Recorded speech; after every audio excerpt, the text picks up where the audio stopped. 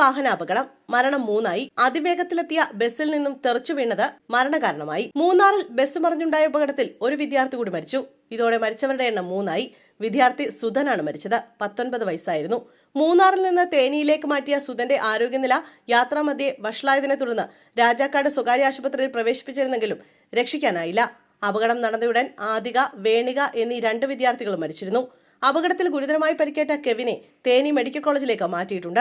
നിലവിൽ 19 പേർ മൂന്നാർ ടാറ്റ ടി ഹോസ്പിറ്റലിൽ ചികിത്സയിലുണ്ട്. വാഹനത്തിലാകെ 37 വിദ്യാർത്ഥികളും 3 അധ്യാപകരുമാണ് ഉണ്ടായിരുന്നത്. നാഗർകോവിൽ സ്കോഡ് ക്രിസ്ത്യൻ കോളേജിലെ 2ാം വർഷ BSc കമ്പ്യൂട്ടർ സയൻസ് വിദ്യാർത്ഥികൾ മൂന്നാറിലേക്ക് ടൂർ വന്നപ്പോഴാണ് അപകടമുണ്ടായത്. കൊല്ലത്തു നിന്നും ഇവർ ബസ്സിൽ മൂന്നാറിലെത്തി.